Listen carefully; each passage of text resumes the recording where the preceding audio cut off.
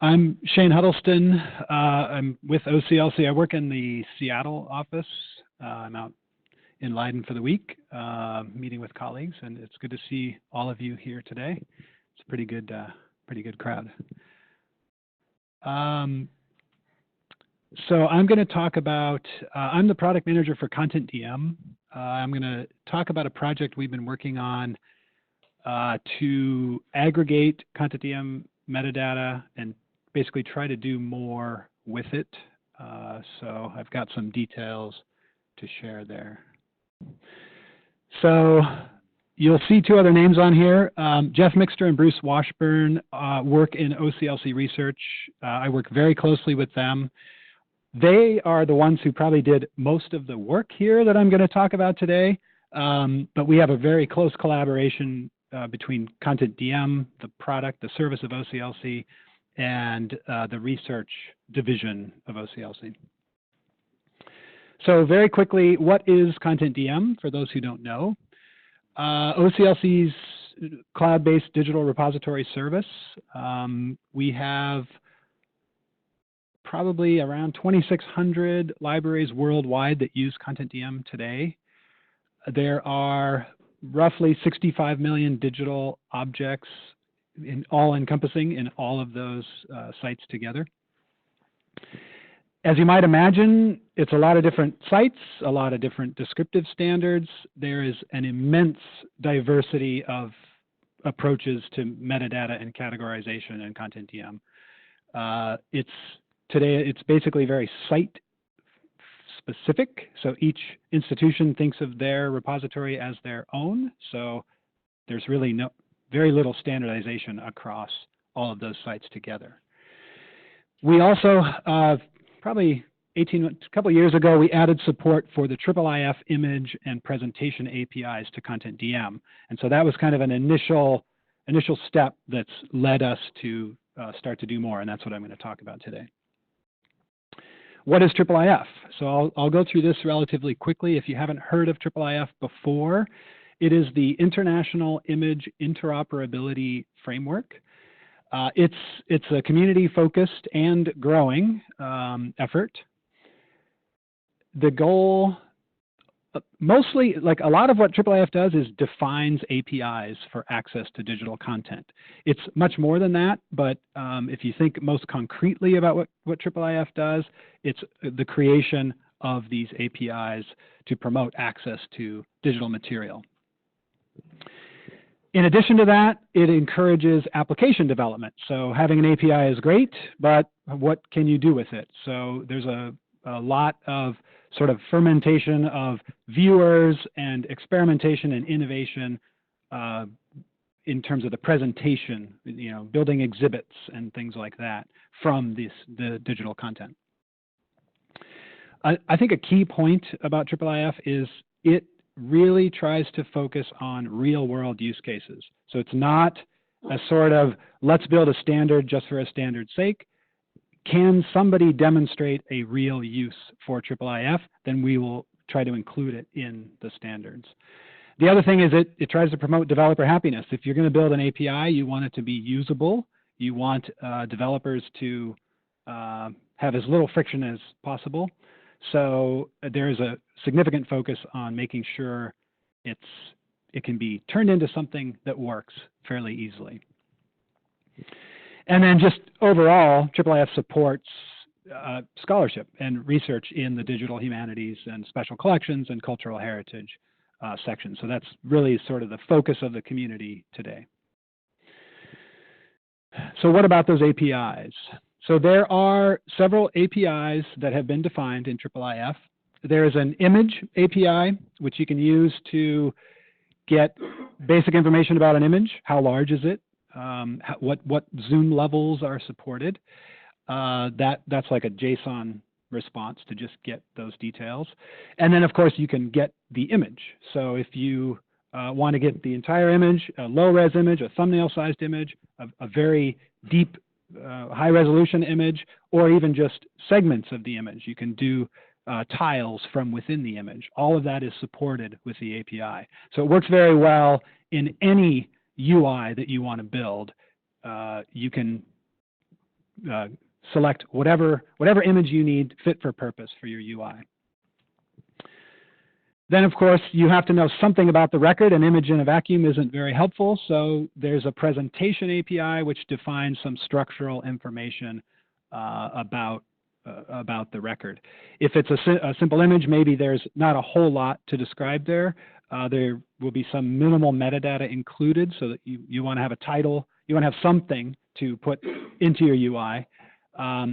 You can also use the presentation API to describe complex documents like multi-page materials, so you can have all of that structural information. There's a search API. This is focused only on if you want to search within a record. You've already found the record, so this isn't a universal search across a repository or search across the internet. It's just searching within and finding, bounding boxes around search terms within the image, etc. There's an authentication API. This is a fairly lightweight API. It's really just, it's not trying to solve the problem of authentication per se, but it's just letting your IIIF-based resource interact with whatever authentication scheme you've defined. So if you do have protected materials in some way, there is a provision for that within the realm of IIIF. So that was all basically just background. It's this bottom one. The change discovery API is not final. These four above are at the 1.0 or higher level, so they're considered production ready. This change discovery API is new. It's being worked on. It's in development, so it's not finalized yet. But it's a very interesting API in terms of starting to tackle the use cases of how to understand more about an entire repository or an entire collection. So that's the one I'm going to talk in more detail today about. So when we started this project, we had easy access to all of this Content DM material, and we wanted to see what we could do with it. So we started with 5 hypotheses.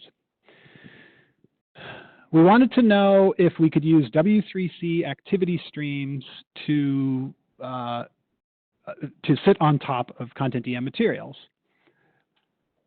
We wanted to know if we used an API and connected it with activity streams, can that be used to make those materials more accessible?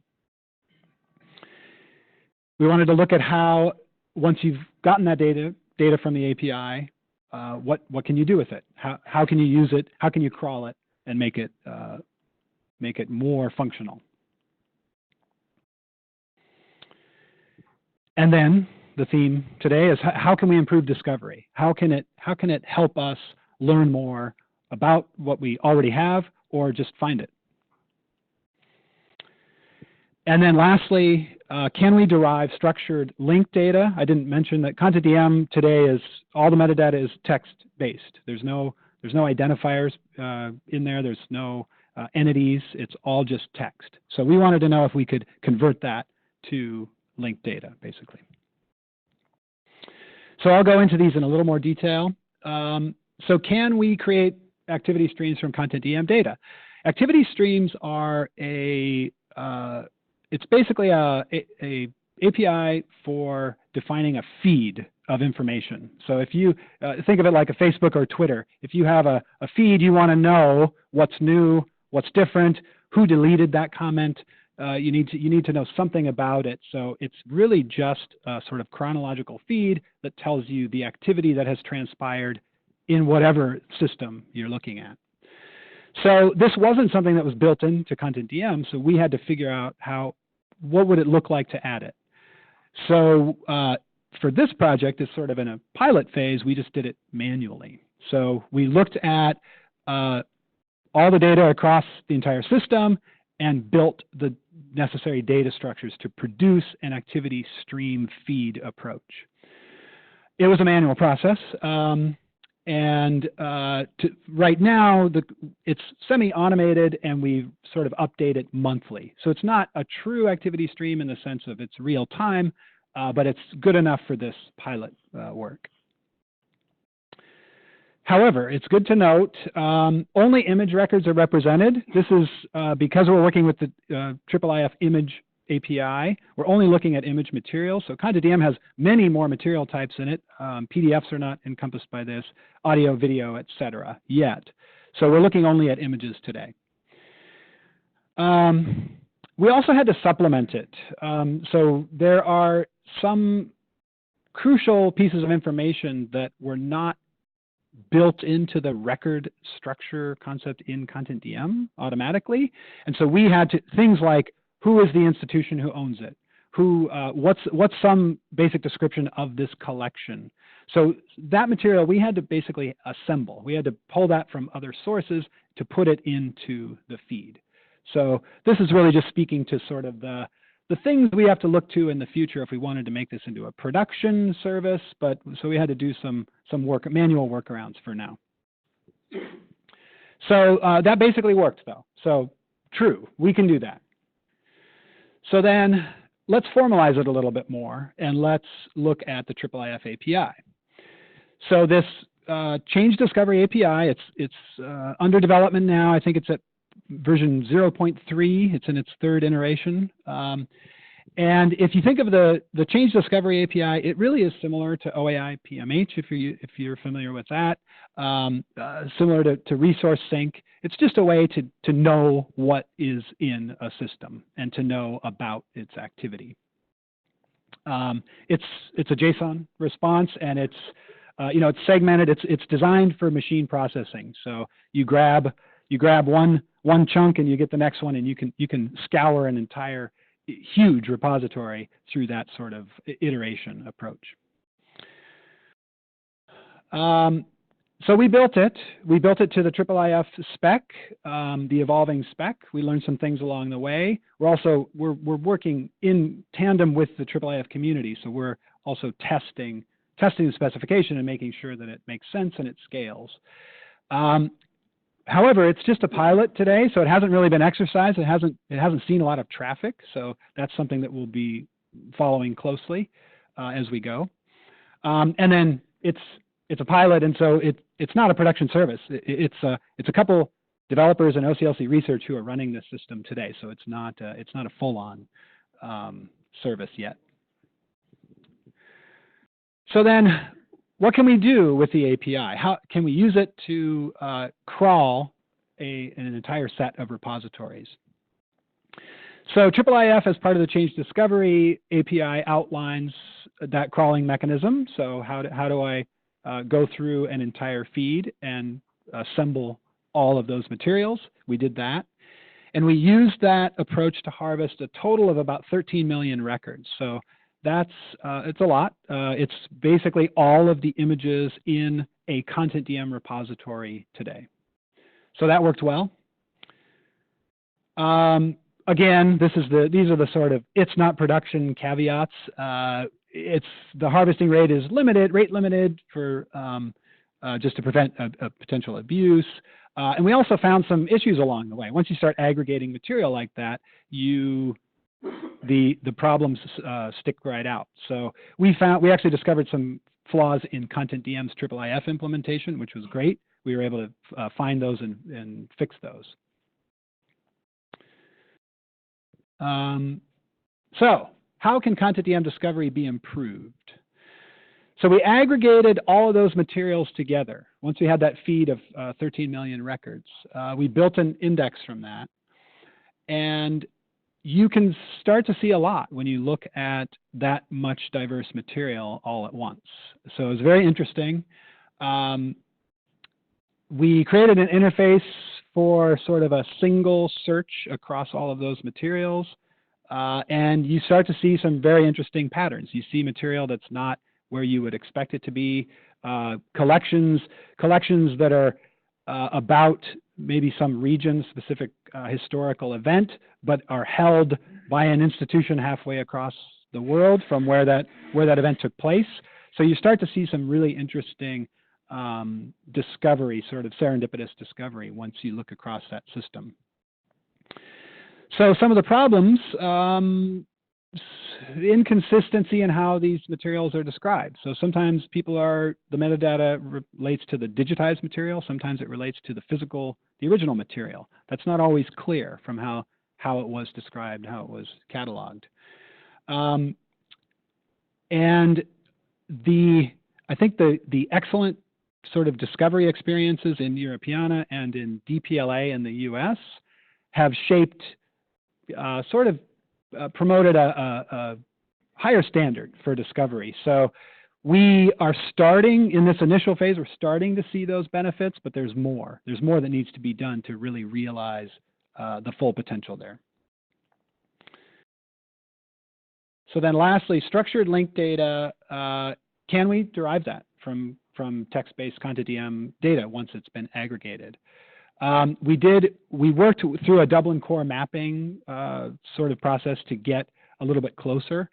Fields and content-DM can be mapped to any Dublin core element, so that basically was included. We got that already just by the fact that it was from content-DM. And we looked at some specific fields to see what sense we could make of all of that material. So where I started with this, the way materials are described in content-DM is hugely inconsistent. So it's there's no one thing that's going to work. That's just a given. Any sort of automation is really dependent on the source quality, and it varies a lot. So sometimes it works pretty well, other times not so well. So it's a pretty up and down experience. The other thing we found is making sense of the data is pretty hard to do after the fact. So if you're just looking at it in an aggregated sense, you're not always clear why is this value appearing in this field? I don't get it. But if you could get back to the person who cataloged it, to the original domain expert, you could answer that question, and it wouldn't be that hard to answer it. So I'm going to run through just a couple specific examples here. So we wanted to derive linked data from this text-based metadata. So we just started to do some text matching, is basically the process. So we looked at some specific fields and started with the Dublin core field element, and then we looked for matches. So we looked at Library of Congress TGM, we looked at Getty AAT, and you can see, you look for the word negatives and you match it. You look for drawings and you match it. So some of this was actually pretty quick. It wasn't that hard to do this when if you're a human. If you just look at it, you can start to make sense of it pretty quickly. And so there are some definite easy wins from this process. Another example, this is a different field, looking at the audience field. Some of these, it starts to get, you kind of have to bring some knowledge to what, you have to read the words and understand what they are to start to match them. You're not just doing a strict, does the word exist in both vocabularies? So there's another layer here of understanding what the word means and matching it. So we did that process as well. We did some of this sort of manual review through the metadata in bulk. Dates is another good example. It's not always very tightly controlled, but you can often look at it and know what they meant. So there's sort of a series of processes we went through field by field to do a quick level of improvement. Hello. So this is a screenshot. We wanted to build something that you could look at from all of this material. So this is a screenshot of the Explorer API that we built. And this is a little small, but up there at the top, you can see there's about 49,000 results. So this was after doing these improvement processes and mapping text strings to linked data entities.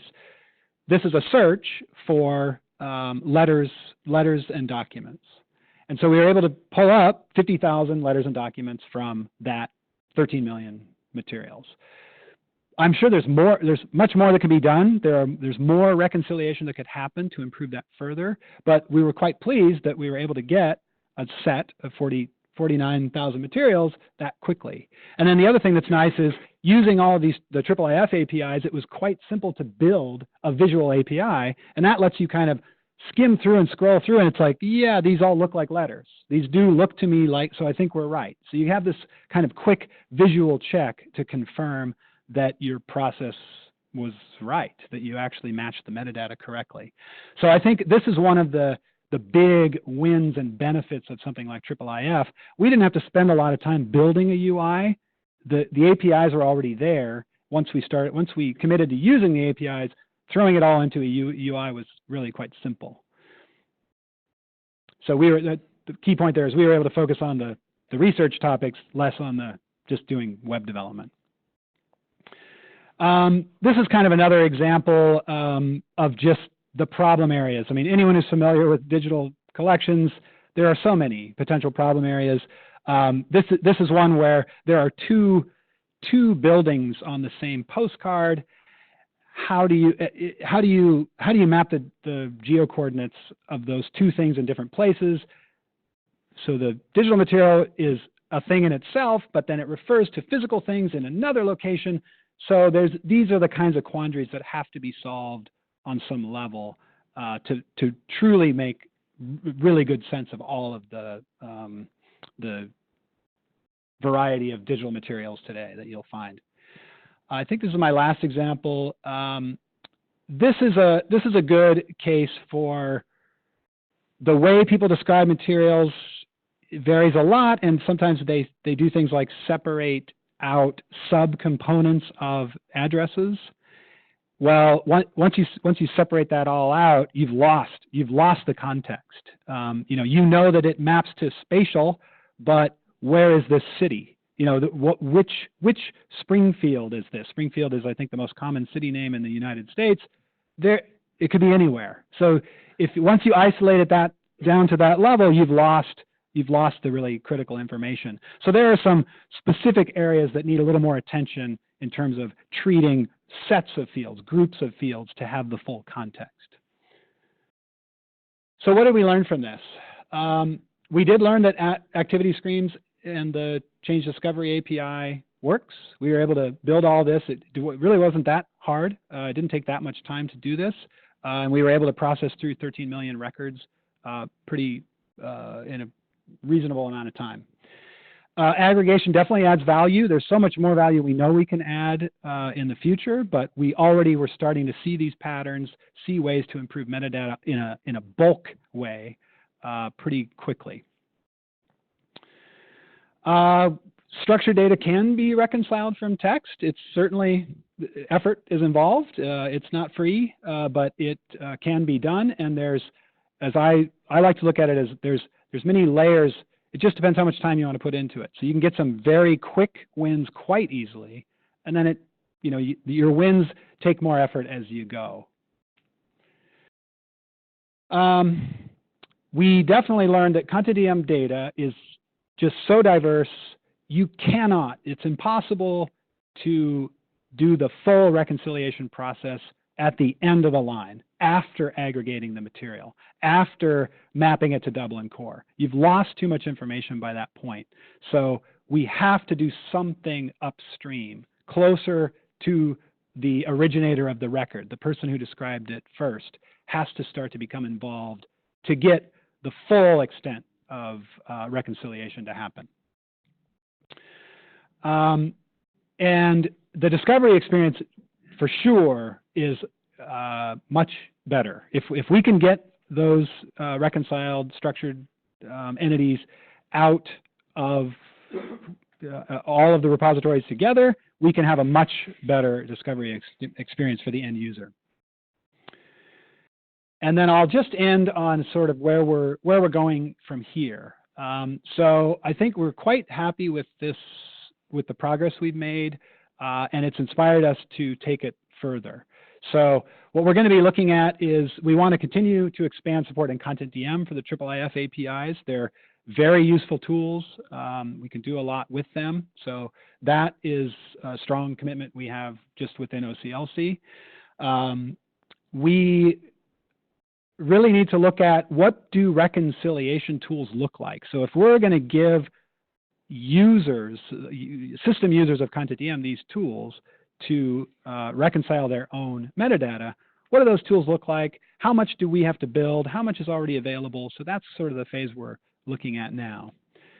And then we need to give it a try. So we need to start working with users who have the domain expertise, who understand their material, who know why they described it in that way, and sort of observe them doing the reconciliation. Observe their challenges, which of those problems can we solve, and which things are pretty easy. So we're always looking for how we can at least get some benefit pretty quickly out of it, and then just, you know, it's a negotiation to decide how much more time to spend to see those benefits.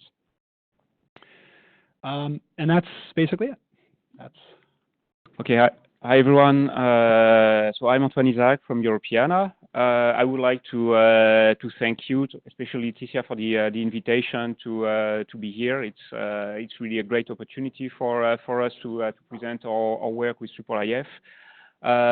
And there's actually a lot of connections with what OCLC is doing. Actually, probably, yeah, if I would want to talk about just the connections, I would have not enough time in this talk. So please, Ticia, just rush me if I'm taking too much time. So I work as a R&D manager. So my area is mostly about data modeling, data enrichment, discovery. So that's a very small part of what Europeana does. And in this talk, I'm going to be a bit more general because, well, obviously that's going to be useful for setting the scene. And actually, we do a lot of relevant stuff with respect to IIIF that's not done by my team. Yeah.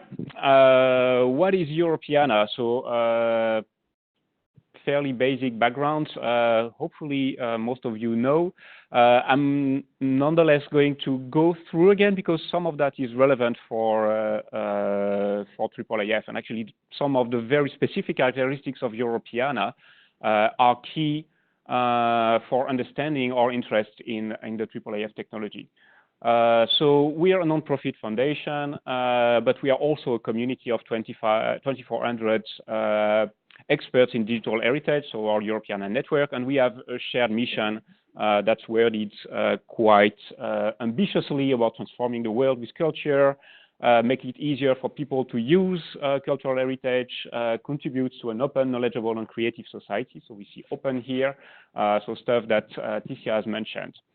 So we are an open data platform, actually, that provides several services.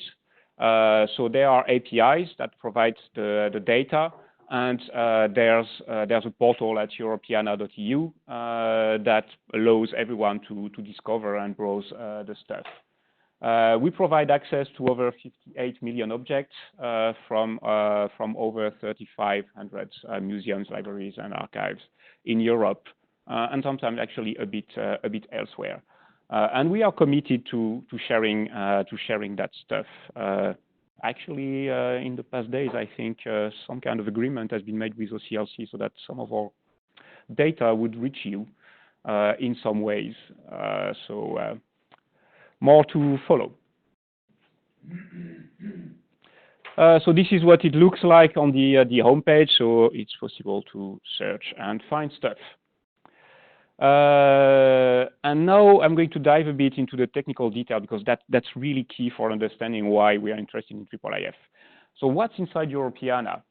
So what we get for all our partners, so the museums, archives, libraries, is mostly metadata. So descriptive metadata, technical metadata. They also send us thumbnails. But as a rule, we don't have the digitized content ourselves. Well, there are a few exceptions, and I'm going to come back to this a bit later, especially for a newspapers collection that we have. But the rule for Europeana is that the content is still served on our partner's website. And that has really some big consequences. So this is a diagram that also shows how the data flows in the Europeana network. So we've got memory institutions that contribute data to some organizations and projects that we call aggregators. So we don't interact directly with every individual institution in our network. There are some intermediaries. And the metadata flows then up to us in this diagram. So why does Europeana support IIIF? Why are we interested in that? Well, we believe it can help us fulfill our mission. So at the strategy level, there is a big match between what IIIF wants to encourage and what Europeana wants to encourage. So keyword like using stuff, learning, enjoying, being open, sharing knowledge, and being creative. I mean, all these things are more or less already mentioned in the previous presentation.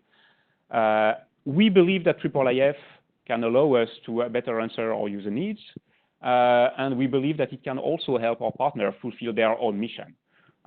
So while doing good stuff with the content, the cultural content is not only something for Europeana. Every organization in our network has this shared goal. And what does Europeana, what does IIIF bring to us in this context? So it does allow to access content in a standardized way. So this is the stuff that Shane has alluded to in the previous presentation. It's a standard set of API. It's easy to use. It also promotes an open access approach. So it's not mandatory that every IIIF resource would be fully open. Actually, it's possible to serve IIIF resource behind a paywall if one would fancy this. But still, the message in the community, the message by the very design of the technology is that it brings a lot of value when the content is more open. And of course, that matches our goals. The content owners, they keep serving the content. So IIIF allows to access the content without passing files around. And that's really important. So I've mentioned earlier that Europeana does not aim to get the digitized content. So IIIF really fits that setting where the content resides on the institution side, and then it can be accessed on another service. And that enables better control, better provenance, better attribution also, and of course better visibility, because it's just way easier to allow accessing the content in more spaces. So it's good for providers and it's good for reusers.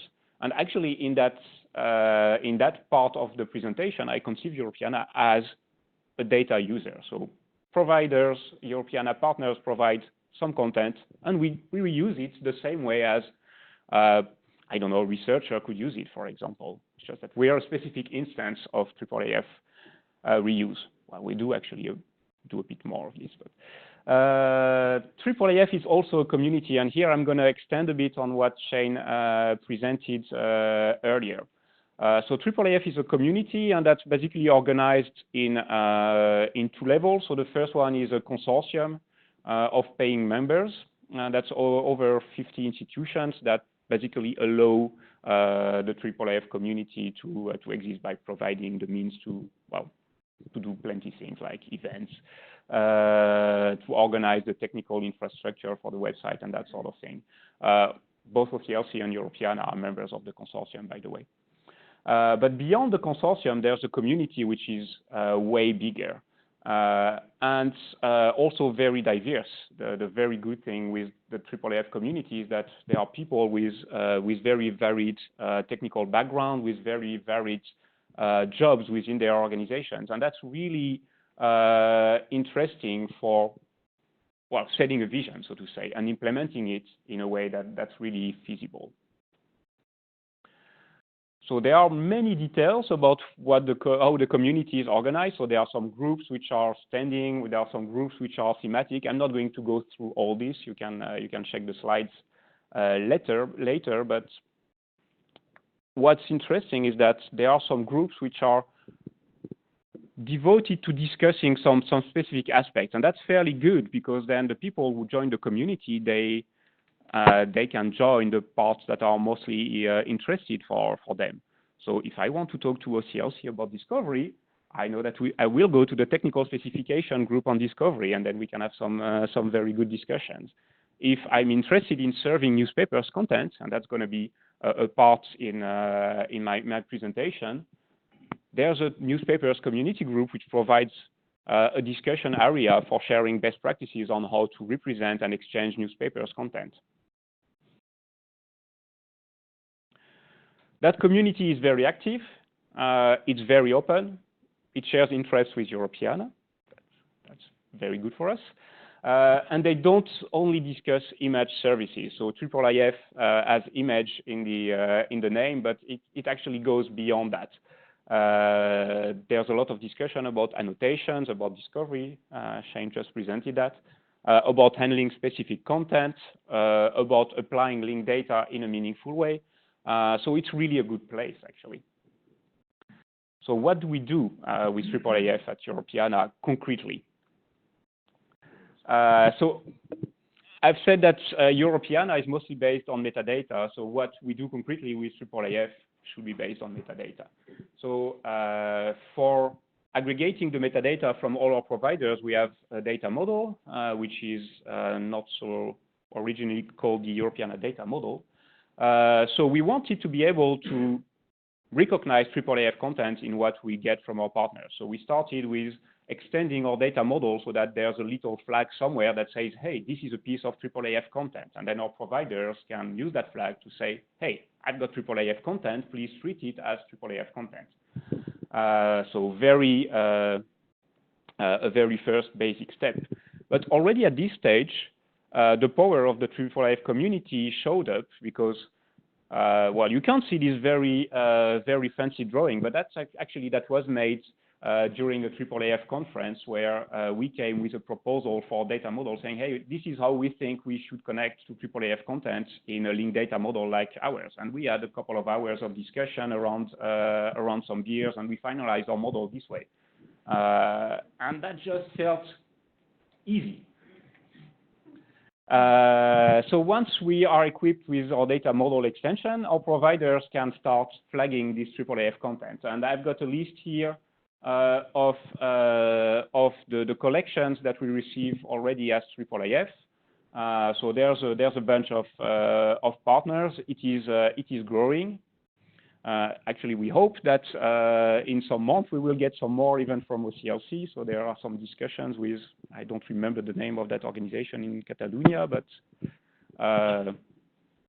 we are hopeful. And this thing, sorry. So then once we get the collection, we can view it in Europeana. And actually, because I'm wondering at this stage, how many of you have already seen a IIIF image? Okay, so maybe I won't do my demo then, if you know what it looks like, because demoing is a bit risky. Who would like to see that stuff in Europeana? Okay, well, let's try. I'm not promising anything. I may actually just break everything. Yeah, so this is a piece of parchment that comes from Switzerland. And what's interesting is that it's 6.5 meters long. So it's basically the distance between me and Ticia if I would stand somewhere here. And so it's visible in Europeana, so I can scroll. I can zoom in and out through the entire thing. So it's quite a good experience for such a beast of content. And the cool thing is that for us, it's completely transparent. It's as easy to handle as a simple book. And the provider decide how so they still have control over how it's viewed in Europeana. So in that specific instance, there's an access. So there's a page that has the entire thing, and then they split. So that's the verso, and then they split it in different pages, which allow a bit better zooming.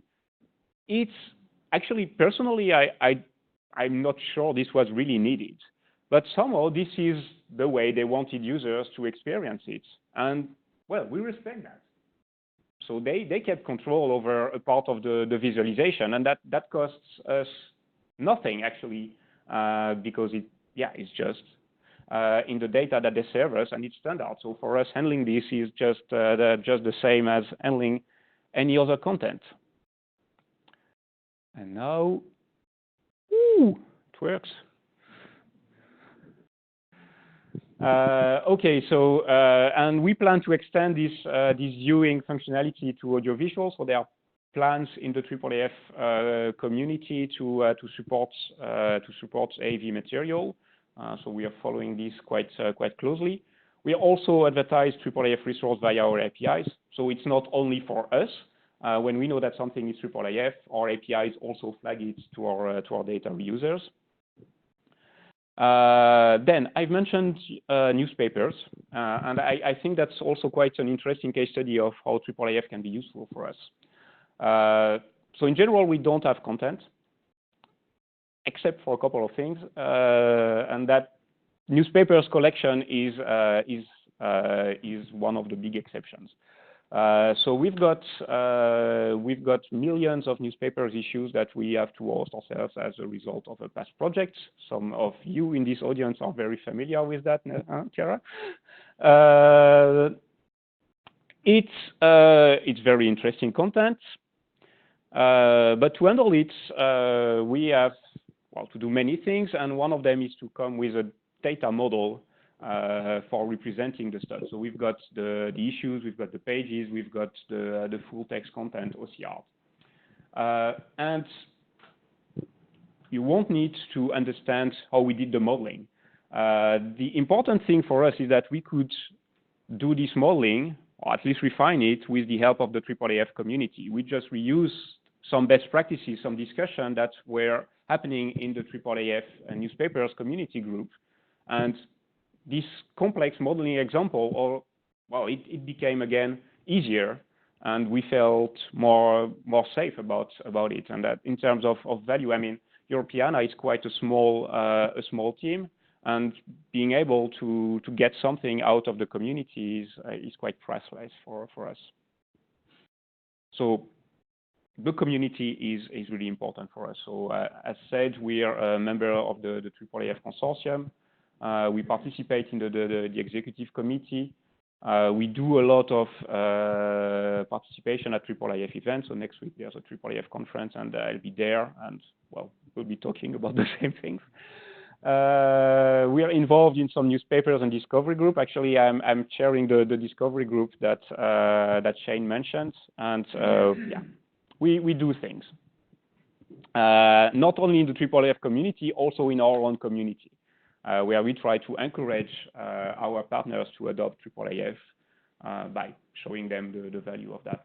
Basically, presentations, blog posts, things that show a bit the stuff that I've shown you today.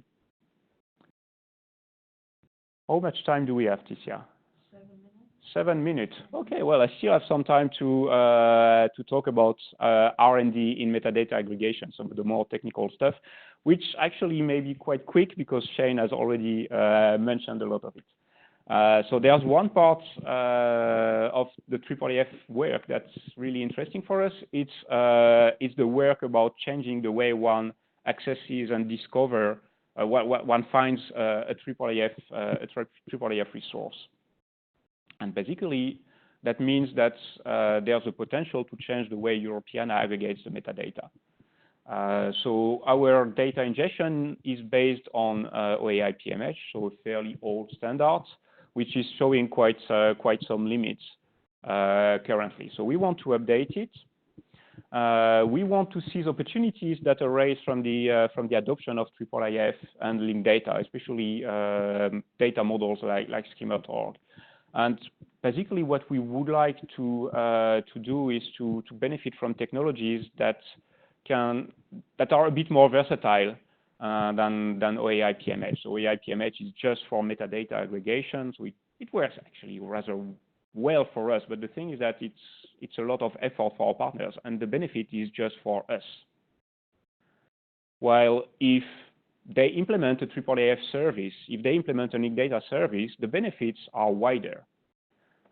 So we are more hopeful to get actually better quality data if our partners can do several things with a single technical effort. So we are especially involved in co-developing the IIIF discovery specs for finding and updating IIIF resources and the metadata that go with them. Actually, yeah. So first, a repetition of what Shane said. So the IIIF discovery specification, it's about finding IIIF resources, but because the IIIF resources are also supposed to come with links to metadata, to description about them, that's where it becomes very interesting for us, because aggregating IIIF resources also gives access to the metadata that we dearly need for enabling our services. And then I've got a comment on the way the IIIF discovery group works, because Shane mentioned that OCLC does some work about testing the specification, and so do we. But actually, the way it happens in the group is even more interactive. I mean, OCLC does not only test; it's really participating to the development of the spec. So Jeff Mixter, as well as ourselves, when there's something missing in the spec, we say it, and then we discuss about including it in the spec. So that's also really great about the IIIF community. There's this constant openness about how the specifications should be, what's in there, and as soon as there is a good use case for changing the specification, then people listen to us with a very open-minded approach. So we have set up what we call a data aggregation lab, and here that's mostly work from my colleague Nuno Freire, who basically set up a platform, a prototype, to aggregate metadata coming from different channels. One of them being the IIIF change discovery specification. So there's a little interface where we can select the channel that we want to harvest metadata from.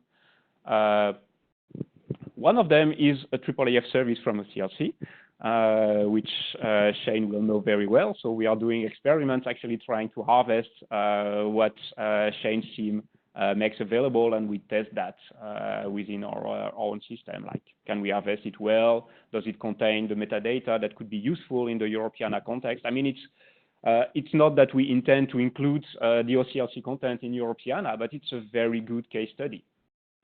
Because we have a lot of shared concerns. So in general, what works well for OCLC, I mean, all the metadata concerns that Shane has highlighted, if they work well for OCLC, they would work well for us. So it's really great to be able to do some experimentation in a shared setting. So my conclusions. Why has Europeana invested in IIIF? So it allows us to better fulfill our mission, and really that's on very different levels, so it's not just one thing. Our investment is about ingesting and sharing links to IIIF resources, so the basic, the infrastructure serves, so to say. So we benefit from IIIF in terms of better viewing experience. We participate in the IIIF community, and that, well, I hope that now you are convinced that it brings us a lot of benefits. We promote IIIF. And we do a lot of R&D around the IIIF technology, and that's it. Thank you very much. Thank you. I like the way you did this.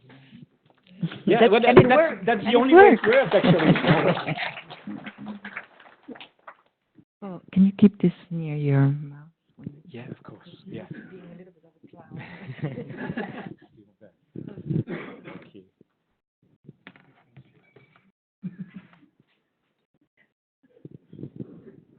Hello everyone. So I've been instructed I have to keep this near my mouth at all times, so I'm going to try and do my best. My name's Paul Gooding. I'm a lecturer in Information Studies at the University of Glasgow, and thanks very much to Tisha for inviting me. It's fantastic to be here. It's my first trip to the Netherlands, let alone Leiden, so I brought the rain from Glasgow, basically. I was saying this earlier, whenever I go anywhere, it stops raining in Glasgow, which if you've ever been is a really unusual activity, and it starts raining wherever I am. So blame me entirely for that. So I'm going to be speaking today about a project that I'm principal investigator for called the Global Dataset of Digitised Text, GDD Network, which I find much easier to say. And it's been going since around January time. I'm going to talk about some of the work that we've been doing today. To date, sorry. So just a brief overview of what I'm going to be talking about today. I'm going to introduce a little bit about the network, and then I'm going to explain some of the context, sort of some of the driving logic behind why we wanted to set up this network. And then I'm going to look at two of the pieces of work that we've been doing to date. So the first of these pieces is the holdings analysis. We've been doing some data matching. And the second piece of work that we've been doing is looking at use cases for a potential data set like this. And then I'm going to finish up by wrapping up with some next steps, because this is very much a prototypical network, I think it's fair to say. It's very much a work in progress. We're about a third of the way through the period that we have funding for. So it's all kind of very much a work in progress, and we're looking towards the next things to sort of, reaching out to people and growing the network that we have in order to push this work forward. So just to start with, these are the core partners working on the project. As I said, I'm from the University of Glasgow. We're the lead organisation on this, and Hutty Trust, as you'll be very familiar with, are the co-investigators on the project. We're also working with the National Library of Wales, National Library of Scotland, and the British Library, and we're also working with Research Libraries UK, who again, several of you will be very familiar with. Fantastic organisation with a huge membership of primarily Russell Group, but other research libraries in the university sector, primarily in the United Kingdom. So the network itself is an AHRC, Arts and Humanities Research Council, which is one of the UK Research and Innovation Council funders. The project started in February 2019 and runs through to January 2020. And we're basically investigating the feasibility, that's the interesting question, the feasibility of a global registry or data set of digitized texts. So more on that later, but I just wanted to start because I thought a few of you might not be quite so familiar with the UK funding context that we're working within. So the Arts and Humanities Research Council in recent years has put a lot of effort into thinking about digital transformations in the arts and humanities. A colleague of mine, Andrew Prescott, led for about the last 5 or 6 years a theme with the AHRC called Digital Transformations, and has been focusing on the implications of the digital shift for arts and humanities subjects. I'm particularly interested, as we picked up a few times in the other talks today, about the emergence of digital scholarship, digital humanities, and also increasingly, I think, data science is coming into the arts and humanities and social sciences as well. And also the implications of born digital archiving are a huge topic of interest as well. And the topic of today, in fact, open publishing and open data. And the AHRC have been pushing this very hard as a priority for United Kingdom funding. This kind of led in October 2018 to a specific call for networks. Research networking scheme is designed for developing collaboration and sort of prototyping and taking forward ideas. It's not a funding scheme for actually delivering a finished product. It's a funding scheme for sort of growing network and growing collaboration in order to lead to potential funding bids in future. So it's quite a small scale bid. It's around £60,000 overall, the large majority of which is going towards travel and networking and putting on events so that we can reach out to people and talk about the activities we're doing. So this project responded to that call specifically, and the call was designed to bring together cultural heritage organizations with the research sector in universities in order to address digital scholarship in cultural institutions. We wanted to set out with this project to address a key problem, which, as we're all very familiar with, libraries, archives, and other cultural organizations are very heavily digitizing their collections, but it's not particularly all coordinated. So it's very hard for researchers to make the best use of these growing collections. Discoverability across institutions can be very difficult in many cases.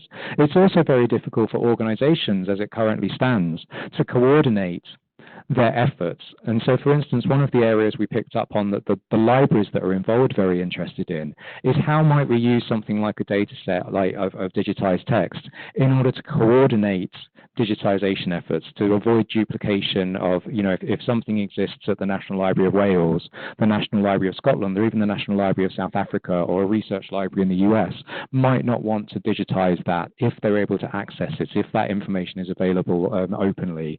So there's kind of licensing implications to that, but this deduplication of effort is a real priority for the member libraries of the network, the founding members of the network. And also we're quite interested in what other forms of collaboration might emerge. And I have the quote, I'm borrowing from a colleague of mine. So I'm going to quote him. So I was chatting to William Kilbride, who's the CEO of the Digital Preservation Coalition, and he saw this as a real opportunity, for instance, for planning around digital preservation activities. So not necessarily as a platform for doing digital preservation, but and I'm going to quote him because he put it really well. He said, if one could build such a data set, it could be useful for all sorts of managerial functions in assessing preservation readiness of digital collections. Simply assessing whether each data set had a preservation agency and the extent to which they were willing or able to shoulder the preservation responsibility would be fascinating. So it may not act as the platform for doing that digital preservation, but it acts as a platform for knowledge exchange and identifying things like responsibility, who owns a specific piece of software, who's responsible for its preservation. We identified several beneficiaries for this. Firstly, we thought there was a lot of potential for digital scholars seeking large corpora of texts. So this, when we're envisaging this, we're very much envisaging this as a data set or a registry. We're not at this point in the process planning to make an aggregated platform which holds the content. It's more about aggregating metadata. But this would allow them to discover the metadata pertaining to digital collections potentially across the world if scale was achieved. It would also assist in discovery for those readers who are simply wishing to find a digitized text or multiple versions of a digitized text. And as I've just explained, there is potential there for libraries who are undertaking digitization work to collaborate and to coordinate their digitization efforts, not just regionally or nationally, but potentially across national boundaries. And the project is aiming to verify the utility of this resource. So firstly, just to assess, is there a demand for this resource? Is it something that's of interest to the various user communities? And secondly, to investigate the feasibility of actually achieving this. So obviously there's the scalability aspect, but there's a couple of areas that I'm going to go into today that I think are quite interesting as sort of things that we're experimenting with through the project that would need to be done to deliver this. And I'll go back to them in a minute, but just to explain the objectives and deliverables of the network. So one of the objectives we had was to undertake a trial matching of data from the UK libraries that were involved in this project with existing HathiTrust data set of digitized texts. And one of the key motivators for this is that we're really interested in developing a process for matching metadata records of specific texts. So we kind of had two scenarios in mind. The researchers are going to be interested in directly matching texts. So saying, is this text at this library identical to the text at this library? And secondly, clustering those texts. So texts that might not be identical, but might be different versions, different instantiations of a 2013 version of a text as opposed to a 2011 version of a text. So those were kind of two challenges that we were setting out to achieve. So we're doing a trial of matching between the institutions involved. We're also going to be delivering that data set. We're hoping to make it openly available. We're sort of doing that at the moment, and we're also holding workshops to explore what sort of range of benefits might arise from a global data set of digitized text. And we're trying to reach out to different groups across the library, the academic sector, and also the vendor community in order to make sure that we're looking as widely as possible to assess what those benefits might be and also what is feasible to achieve. Finally, we're also looking to develop options for an ongoing and sustainable collaborative network of sort of relevant parties that will be able to take this forward with that ultimate goal of delivering a data set of digitized text. So although we're investigating some of these issues, the deliverable we have is much more modest. We're not claiming that by February 2020 we're going to have solved this issue, because that would be insane, to be honest.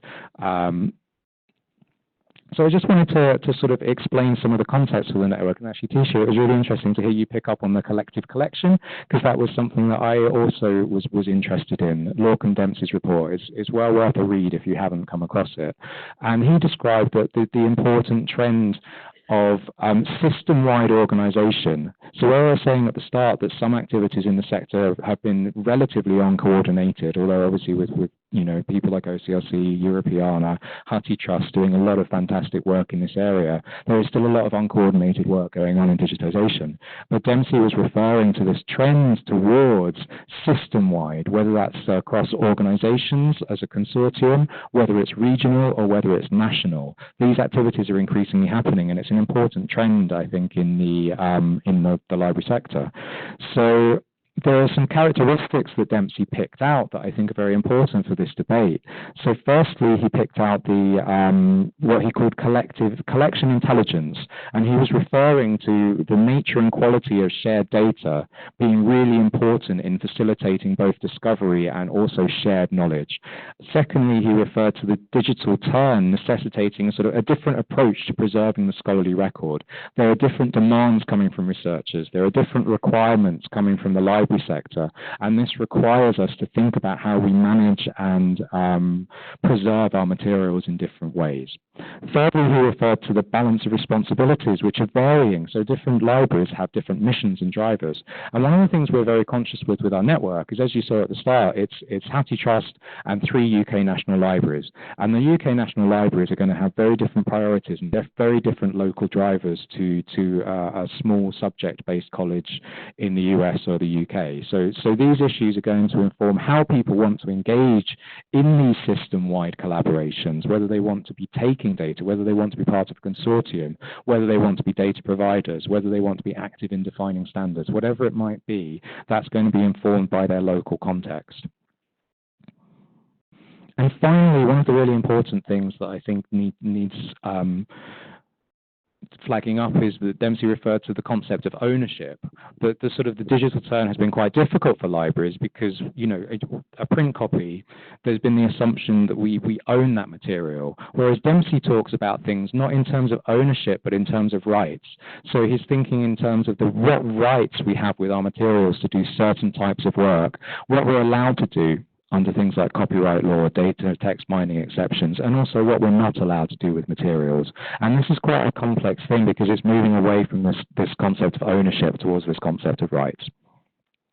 And a lot of this has been driven by mass digitization. That's been a huge area of growth in the last few years, and also the growth of data-driven research, which I've already alluded to a little. But one of the really interesting things with this is thinking about what does this mean for us to call it a global resource. Because of the nature of the network, it was a US-UK collaboration, and we don't have any non-English language partners, except we actually do. So for those who are familiar with our national libraries in the UK, we have obviously Lever Deposit, which is capturing the UK national published record. But actually, the National Library of Wales and the National Library of Scotland, just if you think within the UK, have a huge amount of non-English language content. The National Library of Scotland is collecting Gaelic and Celtic materials. The National Library of Wales similarly is collecting Celtic and Welsh language materials. And if you multiply that across the world and consider the wide variety of languages and the problems of matching data across the globe, it becomes a massive issue. So these are sort of the considerations that we have, and also the representativeness of that network. How do you create a data set that is global enough and representative enough to be useful for these terms that we're thinking in?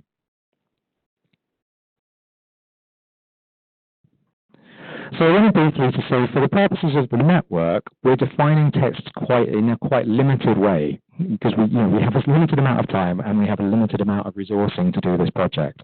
So we're primarily looking at monographs for the purpose of this. But this is flexible, and there's sort of some questions that I would want to consider here is what digitized text might we want to see included?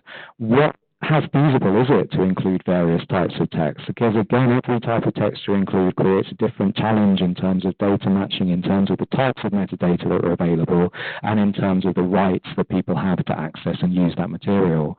And secondly, what might the limits of a resource be? Effectively, what actually would fall outside the boundaries that we're talking about here? So I'm going to talk a little bit more about the work we've been doing to date now. So firstly, oh no, they're in the wrong order. I'm going to do the holdings analysis first, and then I'm going to talk about developing use cases, and then I'm going to talk a little bit about the community engagement. And the use cases and the community engagement kind of go hand in hand a little bit, actually. So the next section, I should say, I'm not the expert in this. This has been done by some fantastic colleagues at Huddlestone. So I'm going to try my best to explain what they've been doing, but I should say if anyone has any really specific questions, I might need to act as an intermediary and put you in touch with my colleagues at Huddlestone. So the work's been done by Natalie Fulkerson, Josh Steverman, Martin Waring, and Heather Christensen. And the challenge, as I said earlier on, is that we wanted to be able to do matching. We wanted to be able to say to researchers that are looking at materials or to libraries that are looking to avoid duplication, this record is the same as this record. This is the same instantiation of this text, or this is a cluster of similar texts. So we wanted to start off by doing this as a trial run to identify the overlap between the library partners and the Huddlestone collections, but in a way that's designed to start developing a methodology for matching data across the library catalogues. So Huddlestone has two types of data. Firstly, it has a system called Zephyr, which is their records management system, and the files contained within that are in MARC format.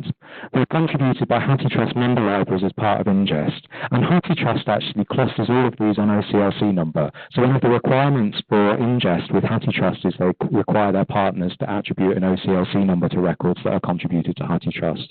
They also have what they refer to as a Hutty file. And the Hutty file is a tab-delimited text file that represents every single item in the collection. This is derived from Zephyr, but it's actually released online. I think they do daily updates? So they do a daily update which says all of the daily or weekly update which says all of the new records that have been uploaded to Huddlestone since the last update, and then they do a monthly update which is a complete record of all the files, all the data within Huddlestone.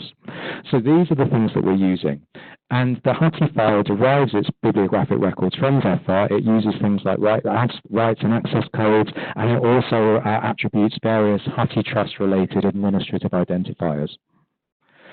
And so for the project, we ended up with quite a large number of records. We sourced the MARC records for digitized texts from the various partners. So the British Library, you can see, is a huge number. They gave their 19th century monograph collection. So this was digitized, I think, as part of the Google Books and part of the Microsoft digitization efforts a while back. So just over 500,000 records came from the British Library. The National Library of Scotland gave us just over 10,000 digitized records, but also a data dump effectively of 9.5 million print records from their collections. Similarly, the National Library of Wales gave us just over 2,000 digitized records for digitized text, and 3 million print records. So we're talking quite, yeah, sorry. Yeah, so the digitized records would be within the print records. Yeah, thank you. And the BL didn't give us any print records because of the complexity of the various standards they have and the various eras they have. It was we kind of concluded it was too complex to do that for this project. So I'm going to go through some of the approaches. I'm going to go quite quick because otherwise I'll be here all day because they've done some fascinating work.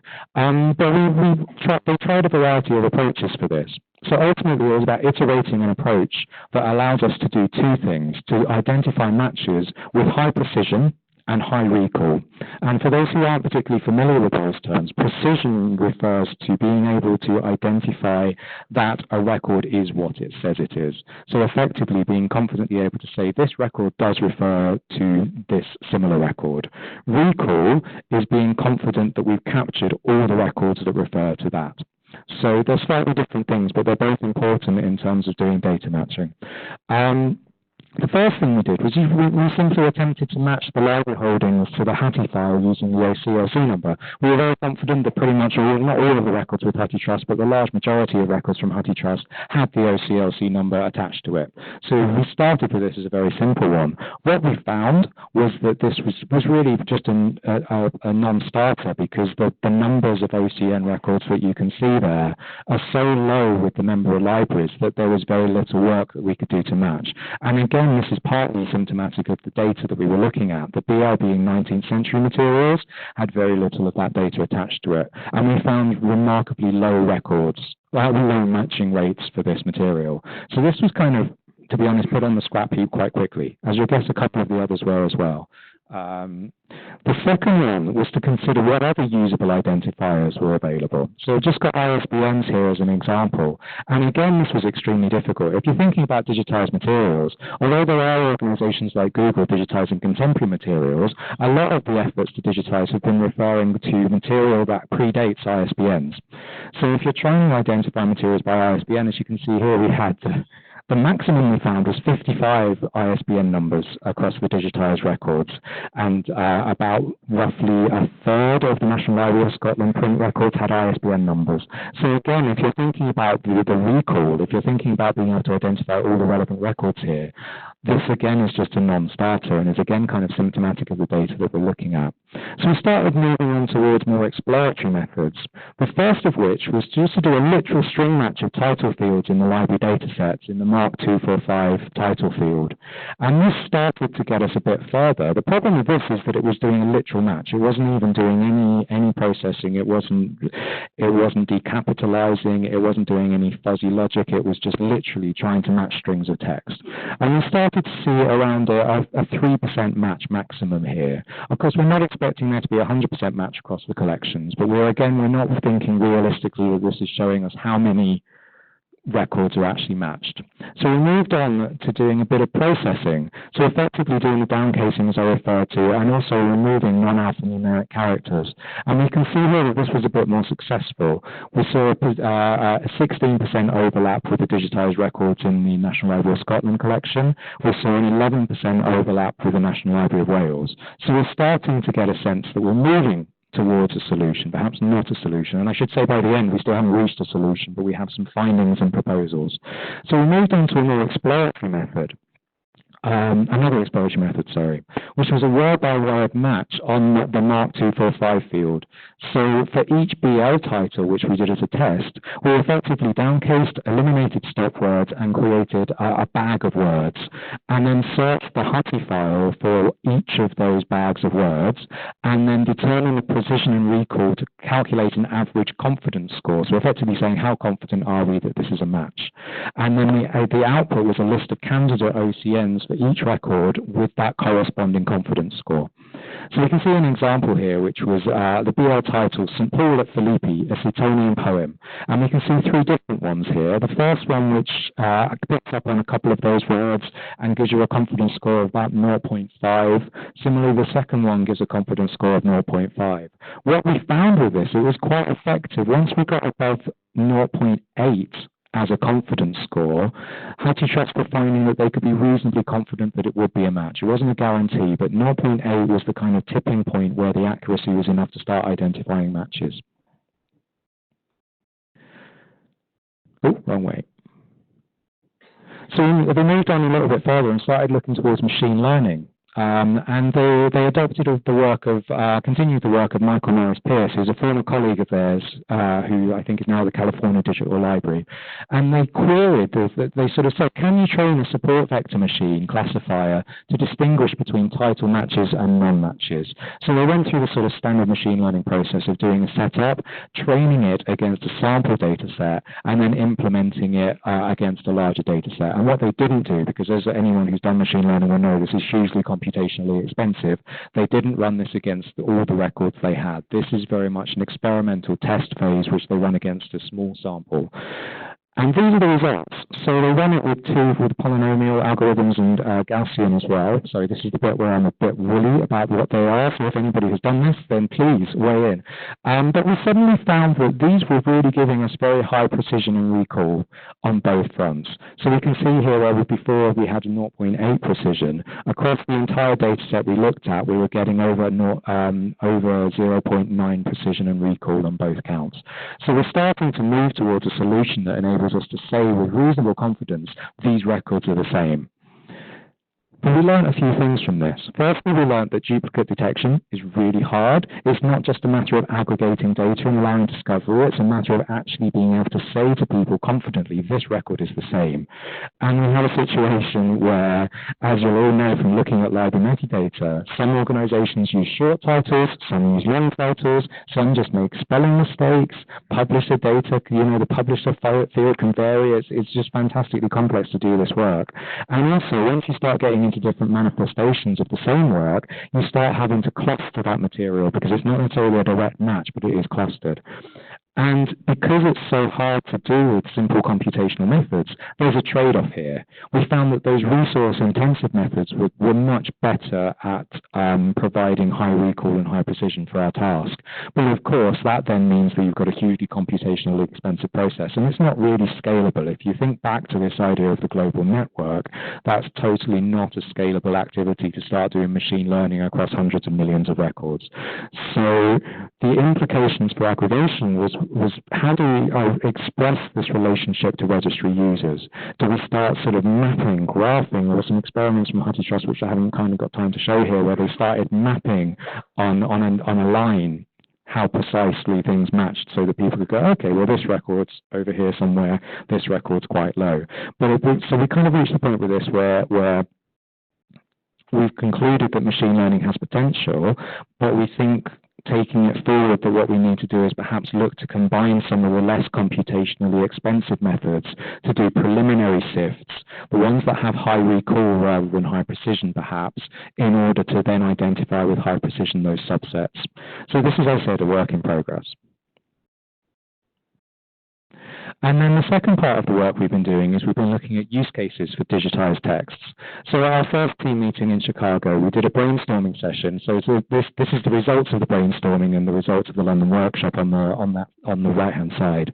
And so we just brainstormed agile user stories. So as a such and such, I want to do such and such so that I can such and such. So we have some examples here. I've got some examples on the next slide as well. And then when we took it to the London workshop, which actually happened last week, we had George Bingham from OCLC there. We had a great group of people, and we kind of got them to do some further brainstorming to identify additional user stories. So you can see the additional user story on a post-it down the bottom there. That wasn't one of ours. That was one of the workshop ones. And then we asked people to do an investment exercise. Effectively, we gave people 50 stickers and said, if this was money, if this was 50,000, 500,000, 5 million, how would you allocate these resources to the various use cases? And then we took that forward with a group discussion around feasibility, key stakeholders that would need to be involved, and ways forward. 5 themes kind of emerged from this in our preliminary analysis. The first was efficiency, cost, impact, and value. And it's got the most common case study for this was, as a collections manager, I want to know what's already been digitized so that I can avoid duplication of effort. The second one was discovery and access. As a reader, I want to easily remotely access a digital resource so that I can find the information I'm after. The third one was provenance. So the example and the most popular one was, as a digital scholar, I want to understand the provenance of the data set so that I can put the digitized materials in context and apply my own relative source to the score, e.g. how much I trust this. So this wasn't actually about the content. This was quite an interesting one. This was about the reliability of the data rather than the reliability of the content. So they're actually thinking of it as a step before the content. Research was the fourth one, and again, we have quite a high representative of digital scholarship, so our use cases were kind of slightly biased actually towards digital scholarship, which was interesting in itself. And again, the example, as a digital scholar, I want to download a list of links to digitized text from different libraries so that I can create a corpus specific to my needs. And the final one was product and service development. And I've kind of left this blank, although we did have some examples, because the group that we had, and it was one of the interesting outcomes, was kind of biased, I think, towards research libraries and digital scholarship. We didn't have too many vendors in the room, and when it came to voting, the service development, the vendor benefits were kind of underrepresented. And we were curious because we thought, well, this seems like it might be a function of the people in the room rather than a function of the lack of potential benefits here. So I kind of left that blank, although it was an area that emerged. We found there was that bias towards research due to the presence of people involved in digital scholarship. We also found that library service providers were underrepresented. So what we followed up with this with our thinking is we need to identify and reach out to new stakeholder groups where the network's still ongoing to bulk up the sense of what this might do for other sectors. The big one is that the scope and extent of that data set needs careful definition. This again came out of the use cases. Many assumed use cases were built around the idea that it would provide direct access to a digitized text. Effectively, they were seeing this as kind of an aggregator in the line of things like Europeana, rather than a data set which would allow them to do different kinds of work. And the focus for us to date has been on unifying metadata, not aggregating full texts. So I think there's an element of communication on part of the project and also an element of scoping what that might look like. So just to wrap up, we had two workshops in terms of community engagement. We had a workshop last week, which was the one I've just been talking about, so I won't go through that one again. We're also going to be holding a workshop at the University of Glasgow in December 2019, and we're going to be presenting the prototype data set and the final results of our overlap analysis, because the thing I've very carefully left out here is how much of the collections we currently think overlap, because we're not entirely sure that work is finished yet. We're also looking to identify possible next steps towards that global data set and to establish the feasibility of the various options. So what is fundable, what is technically feasible, and what is actually beneficial to the various communities. So we're doing an ongoing program of raising awareness. We're here today, obviously. We're also going to be reaching out to Hutty Trust and our UK member organisations. I'm going to be speaking at the DC conference, which several of you may attend, which is going to be in Birmingham, I think, in November 2019. And we're also looking at other opportunities, because I think part of this is working out how to engage with and find other groups beyond that US-UK context and beyond the National Library context in order to enrich what we're doing. And I'm pressing the wrong button. So yeah, I will skip through that one because that's kind of what we've been doing. I want to say the two key deliverables that we're presenting in December are that prototype data set and an accompanying report that I'm leading on, which is going to be analysing existing efforts and the potential benefits and sort of trying to identify the sort of uniqueness of this product so that we're not sort of replicating existing efforts. Okay, so that's it from me. Thank you very much. Thank you. Thank you so much, Paul. So time for questions now.